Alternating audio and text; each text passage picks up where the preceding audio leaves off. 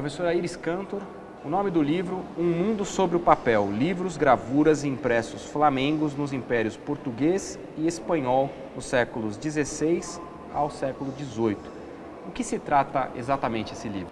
Esse livro fala, na verdade, de um momento importantíssimo da cultura europeia e um momento de ocidentalização da cultura europeia, quando a imprensa, ganhou uma intensidade, um volume, enfim, jamais imaginado.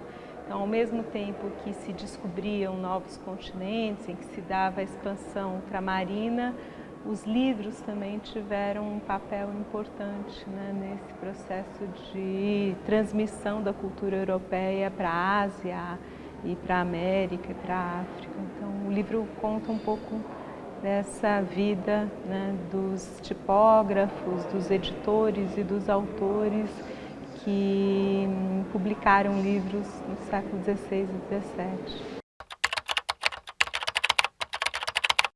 Por que a Antuérpia ela foi central na difusão dessa tipografia, consequentemente importante para o mundo editorial? Antuérpia era um porto importantíssimo no século XV, XVI e XVII também, e ela era uma espécie de grande nó de uma rede marítima em escala mundial.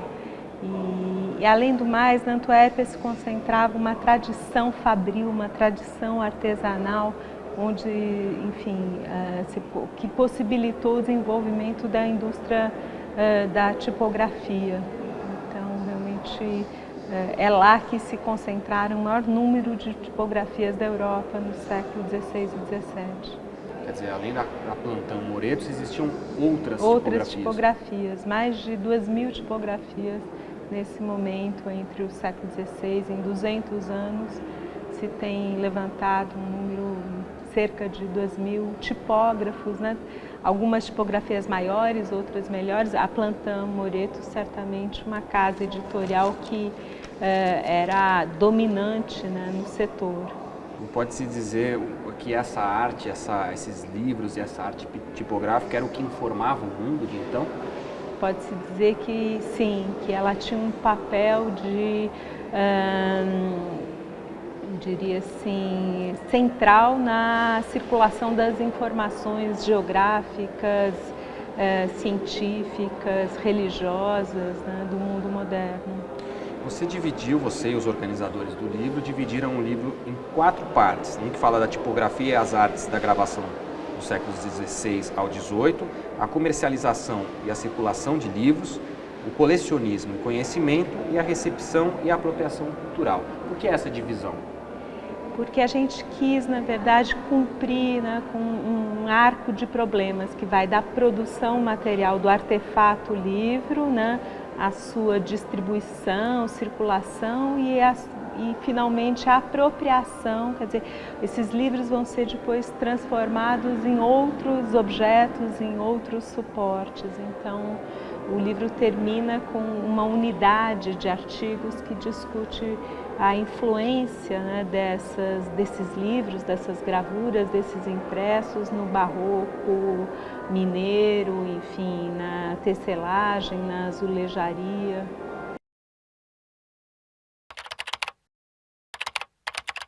O professor Ed Stous, no capítulo sobre livros, gravuras e mapas flamengos nas rotas portuguesas, ele fala da contribuição de Flandres para aprofundar e assegurar a presença portuguesa no ultramar.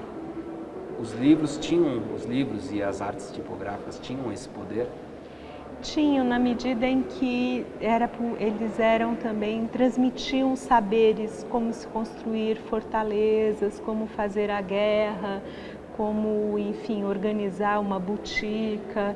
Então, a Plantão, no caso da Plantão Moretos, mas não só, editava manuais de catecismo e, enfim, livros religiosos. Então, a gente pode dizer que sem os livros não haveria evangelização, sem os livros não haveria guerra, sem os livros não haveria um saber, um conhecimento colonial. A sua contribuição também como autora do livro, um capítulo que você escreve, que se chama o capítulo Impressos Flamencos nas Academias Coloniais, fala um pouco dessa influência além-mar, da Antuérpia. Isso também alcança o Brasil, de alguma maneira. Alcançou o Brasil e de uma maneira muito curiosa, porque como nós não tínhamos universidades, né, a coroa portuguesa não deixou nem estabelecer universidades, nem tipografias, né, se formaram academias de circunstância, academias que se reuniam em momentos festivos. Os homens mais cultos, mais letrados, discutiam temas de interesse público, de interesse geral, às vezes até questões muito práticas, como, por exemplo, sei lá, a construção de um monumento, ou de um projeto, às vezes, de fazer uma história do Brasil. Então, nessas academias, em especial numa academia que se formou em 1724 em Salvador, a gente percebe que os habitantes de Salvador, os eruditos baianos, conheciam a bibliografia da Antuérpia e, digamos assim, dialogavam, né, com aquilo que estava sendo produzido na Europa, especialmente na Flandres. Inclusive, você diz no capítulo muitas coisas em manuscritos, né? Exatamente, quer dizer, os acadêmicos mandavam copiar os livros na Europa, porque alguns desses livros eram proibidos pela Inquisição. Então havia também essa prática, né, de circulação de cópias de livros em formas de manuscrito, né? Livros manuscritos eram uma das formas de circulação muito comum. Existe uma versão belga, uma versão primeira desse livro belga, é isso? Isso. Esse livro é resultado de uma exposição que foi feita em 2009 na Universidade da Antuérpia e que chamou, né, O Mundo de Colombo. E nós fizemos, eu e a Júnia Furtado, professora, minha colega da UFMG, nós fizemos uma adaptação, né, desse livro a, digamos, público brasileiro. Foram feitas traduções dos textos, né, e também acrescentado um índice onomástico no final do livro, o que permite que a gente navegue, né, o livro de uma maneira mais assim objetiva. Quem quiser procurar um autor, um tipógrafo, enfim, um tema de interesse específico, vai conseguir manusear o livro com mais facilidade. Quando a gente fala desse material produzido na Antuérpia de então, quais são os exemplos que a gente pode dar, além de livros? A gente está falando de que tipos de materiais, além de livros?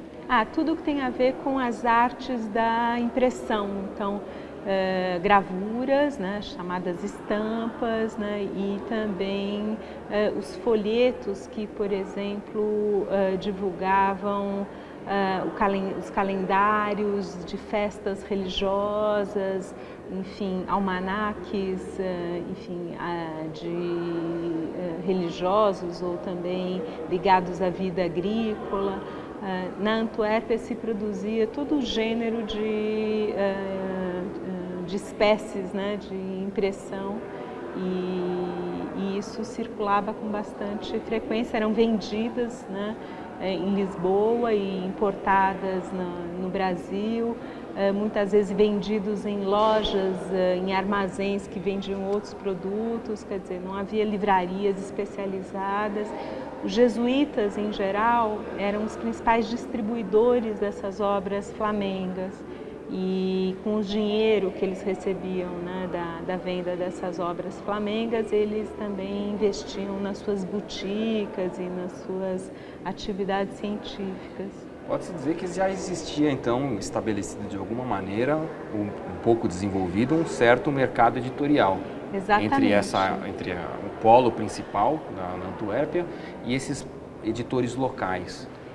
É perfeita essa maneira como você colocou a questão. Eu acho que a grande contribuição desse trabalho é mostrar a existência de um mercado editorial fortíssimo, numa escala mundial, que envolvia, né, uma rede de distribuidores, né, e intermediários, né, em vários pontos, né, dessa escala, e era um negócio altamente, digamos, rentável, não vou dizer assim, lucrativo, numa escala, enfim, empresarial, mas havia muita gente que vivia da venda de livros e da produção, né, dos folhetos e distribuição dos folhetos.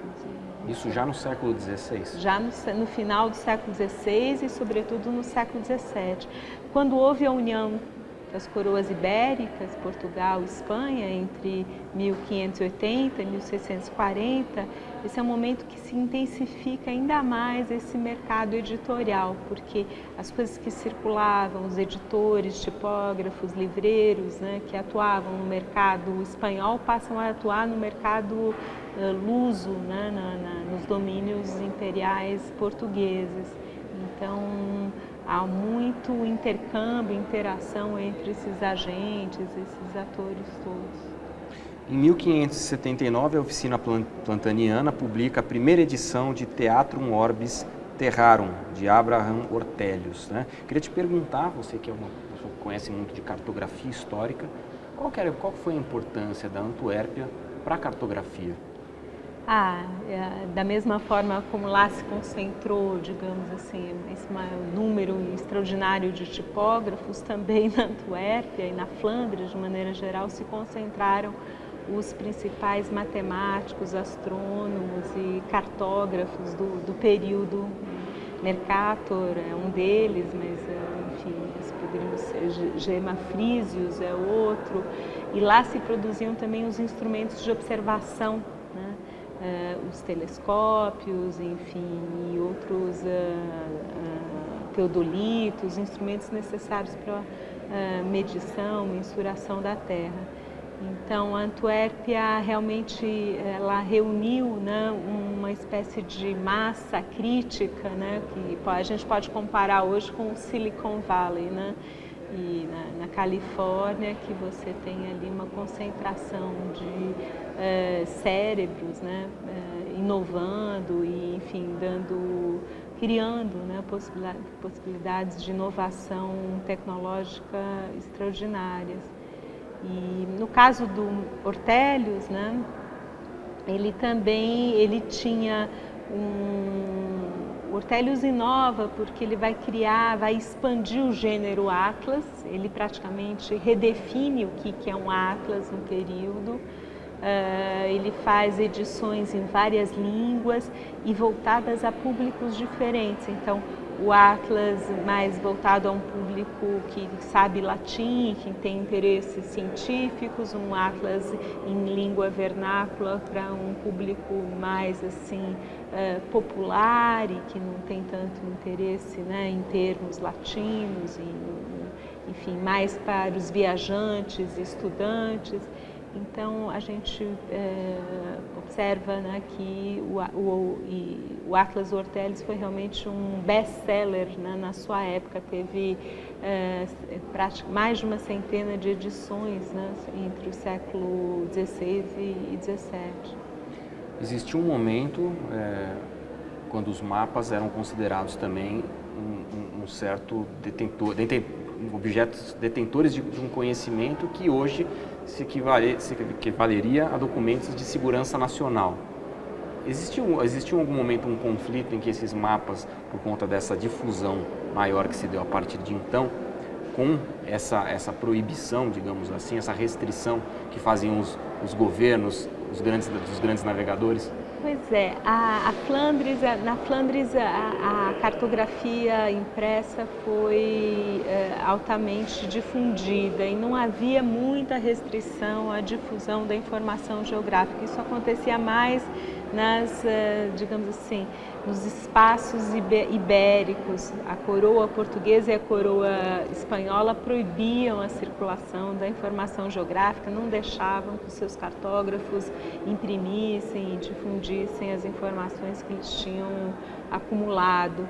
E então havia uma tentativa realmente de controlar a difusão da informação geográfica, tanto é que em Portugal e Espanha não houve uma indústria, né, cartográfica de peso, né?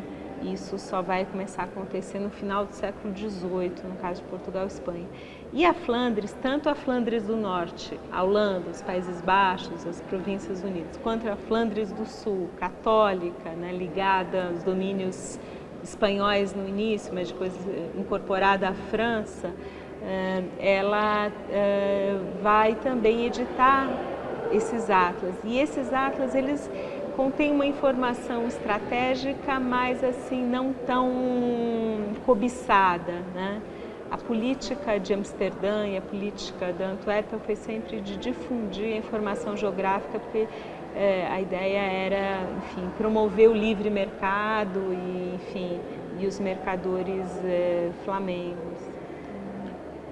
Falando da edição brasileira, além do seu capítulo, tem, por exemplo, capítulos do professor Alex Borer, que fala de reminiscências flamengas no barroco mineiro, e do professor Dante Teixeira, que fala da curiosa história dos tatus, né? Eu queria te perguntar agora especificamente sobre esses artigos da edição brasileira, o que eles mostram, pelo que eu percebi, uma influência, não só também que existia esse mercado editorial, mas também uma influência nas reproduções que foram feitas aqui dentro pelos artistas brasileiros. Uhum. É isso? A gente pode fazer essa leitura? É isso, quer dizer, o Dante na área científica, né, quer dizer, a importância das gravuras, né, da maneira como os europeus representaram o mundo, a fauna brasileira, né? Ele usa o exemplo do tatu, as primeiras desenhos de tatu e como é que o molde da plantã moreto serviu também para identificar, né, esses animais no Novo Mundo. Então ele faz um estudo muito meticuloso de todos os tatus que foram impressos não só na Flandres, mas na França e na Espanha, em Portugal, e vai fazendo uma espécie de estudo, né, das transformações na representação do tatu. No caso do Alex, eu acho que ele estudou os missais, né, e a importância desses missais enfim, infinita, quer dizer, muito da religiosidade católica brasileira veio dos modelos flamengos de reza, né, a liturgia era definida pelos missais, os padres quando pregavam, né, nas missas e faziam suas homilias, né, aos domingos, eles usavam esses missais editados na Flandres. Então, eu acho que esses estudos mostram realmente a importância, né, dessas origens flamengas, né, na cultura brasileira, algo que não é muito, enfim, trabalhado, né, na nossa identidade, a gente não se reconhece, né, como parte também dessa cultura flamenga. Não por origens, não é uma questão demográfica, né, é mais como esse imaginário flamengo foi incorporado, né, na experiência cotidiana da colonização, via livros, quer dizer, por isso que é um mundo sobre papel, né, um mundo que a colonização, né, também dependeu dos livros e desse imaginário, né, criado pelas letras impressas. A quem se destina esse trabalho? Esse trabalho se destina apenas a pesquisadores ou não? Não, não vou dizer que é um trabalho de leitura fácil, simples, mas eu acho que ele se destina a um público que tenha curiosidade justamente em procurar, né, pensar a diversidade, né, que nos formou, né, no período colonial. Nós temos assim um paradigma, né, a experiência portuguesa, africana, indígena. Eu acho que o livro traz mais um vetor, né, para a nossa identidade cultural. Então, tem um artigo fantástico de um historiador francês chamado Serge Gruzinski, onde ele fala da questão linguística, por exemplo, e a importância, né, dos livros, das gramáticas, né, editadas na Flandres, na formação dos missionários, né, que vieram trabalhar com os indígenas e atuar no processo de catequização. Então eu acho que o livro, como todo livro, eu gostaria que ele tivesse uma destinação múltipla, né? Mas isso vai depender dos leitores que ele alcançar, né? Iris, muito obrigado pela Tá bom, entrevista. obrigada.